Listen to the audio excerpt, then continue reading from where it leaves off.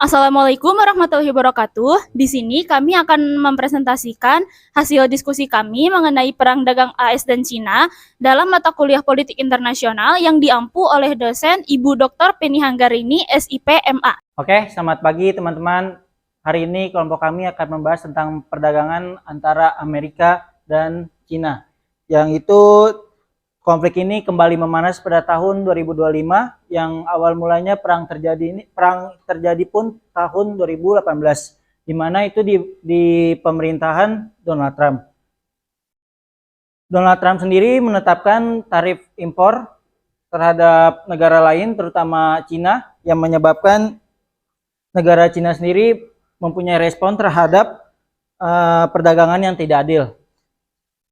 Cina juga membalas dengan kebijakan serupa yang menyebabkan ketegangan yang berdampak luas pada rantai pasok dunia. Konflik ini tentunya membuat kita bertanya-tanya apa saja masalah yang bisa dibahas dari perang dagang antara Cina dan Amerika Serikat. Yang pertama adalah bagaimana dampak kebijakan tarif dan pembatasan teknologi terbaru tahun 2025 terhadap stabilitas perdagangan bilateral antara Cina dan Amerika Serikat. Yang kedua adalah apakah perang dagang Cina dan Amerika Serikat ini memengaruhi rantai pasok global, khususnya dalam sektor teknologi dan semikonduktor. Lalu bagaimana respons organisasi internasional seperti WTO terhadap eskalasi perang dagang Cina dan Amerika Serikat di tahun ini. Lalu apa saja dampak geopolitik dari perang dagang terbaru ini terhadap posisi negara-negara berkembang? Perspektif realisme menjelaskan bagaimana konflik ini terjadi dikarenakan masing-masing negara ingin meningkatkan dan mempertahankan pengaruh ekonominya, national interest. Next slide. Tingkat analisis sistem internasional dapat menjelaskan apa saja pengaruh konflik perang dagang AS versus Cina terhadap sistem internasional. Untuk memahami dinamika perang dagang ini, kita dapat menggunakan paradigma realisme dalam hubungan internasional. Paradigma ini berfokus pada persaingan antar negara demi kekuatan dan kepentingan nasional. Dalam kasus ini, baik AS maupun Tiongkok berusaha mempertahankan pengaruh ekonominya dengan menerapkan kebijakan tarif dan pembatasan ekspor teknologi. Oke, jadi perang dagang antara Amerika Serikat dan Tiongkok dimulai tahun 2018 nih, ketika Presiden Donald Trump mengenakan tarif 25% terhadap produk asal Tiongkok senilai 50 miliar dolar. Nah, ini adalah langkah proteksionis untuk melindungi industri dalam negeri dan menghadapi apa yang disebut AS sebagai pencurian kekayaan intelektual oleh Tiongkok. Investing.com tahun 2018, Tiongkok membalas dengan tarif yang setara terhadap produk AS, memicu ketegangan global dan mengganggu ekspor dunia. Nah, lalu di tahun 2019, perang tarif semakin intens nih. Nilai total barang yang terkena tarif meningkat drastis hingga lebih dari 550 miliar dolar. Nah, rantai pasok global terutama di sektor teknologi dan elektronik mulai terdampak. Banyak perusahaan multinasional termasuk Apple itu mulai memindahkan sebagian produksinya ke Asia Tenggara. Selanjutnya pada 2020 pandemi COVID-19 datang nih memperparah kondisi.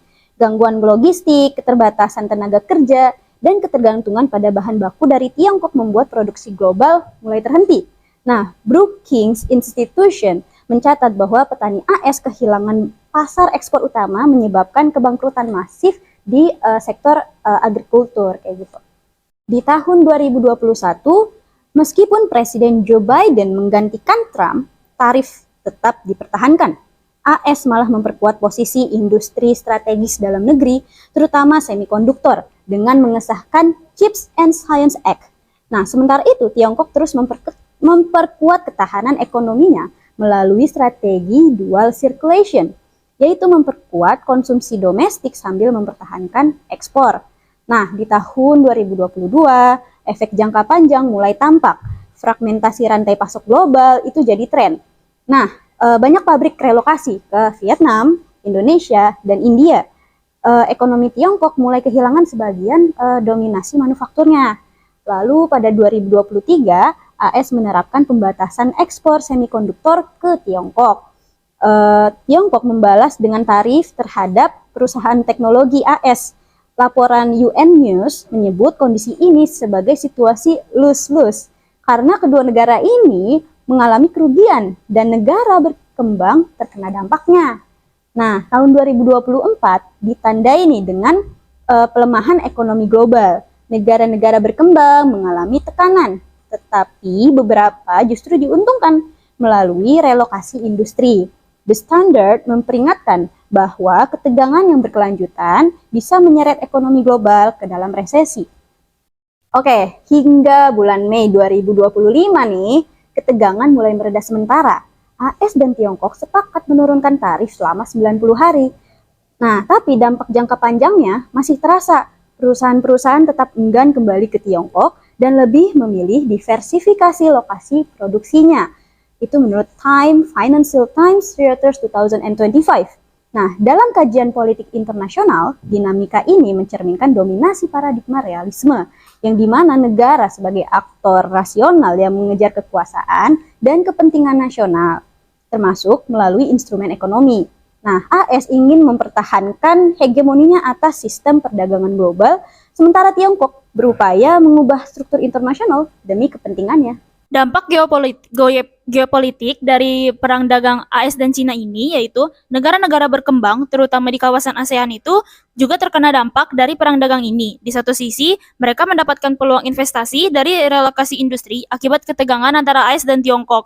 Namun, di sisi lain, mereka harus menghadapi risiko ketergantungan ekonomi serta ketegangan geopolitik yang dapat mengancam stabilitas mereka. Tak dapat dipungkiri bahwa konflik perdagangan ini dapat memicu potensi resesi global, serta meningkatnya ketegangan antara hubungan diplomatik AS dan Cina. Sementara itu, organisasi internasional seperti WTO mencoba mengatasi konflik ini, tetapi terbatas dalam kemampuannya untuk memberikan solusi yang efektif terhadap ketegangan antar dua kekuatan besar ini. Konflik ini tuh termasuk ke dalam negative peace atau the absence of violence karena konflik ini tuh tidak menimbulkan perang yang besar yang memerlukan senjata, tapi konflik ini justru menimbulkan ketegangan di antara kedua negara tersebut dan bisa merugikan pihak sosial lainnya. Seperti negara-negara lain juga pastinya terdampak pada konflik ini. Kemudian dari pembahasan secara keseluruhan dapat disimpulkan bahwa perang dagang antara Amerika Serikat dan Cina pada tahun 2025 menunjukkan bagaimana persaingan dua kekuatan besar dapat memicu ketegangan yang berdampak luas terhadap stabilitas ekonomi global. Perang dagang antara Amerika Serikat dan Cina bukan hanya konflik ekonomi bilateral, tetapi juga sebuah peristiwa yang mengguncang sistem perdagangan dunia. Kebijakan tarif dan pembatasan ekspor teknologi bukan sekedar langkah protektif, tetapi juga strategi masing-masing negara untuk mempertahankan dominasi globalnya. Konflik ini tidak hanya menghambat pertumbuhan ekonomi dunia, tetapi juga menciptakan tantangan baru bagi negara berkembang dan organisasi internasional, di mana dampaknya terasa luas mulai dari terganggunya rantai pasok global hingga munculnya risiko baru bagi negara berkembang seperti di kawasan ASEAN. Bahkan organisasi internasional seperti WTO pun terbatas dalam menangani konflik ini. Dengan memahami dinamika ini, kita dapat mencari cara untuk menavigasi perubahan dalam sistem perdagangan internasional. Atas perhatiannya, terima kasih.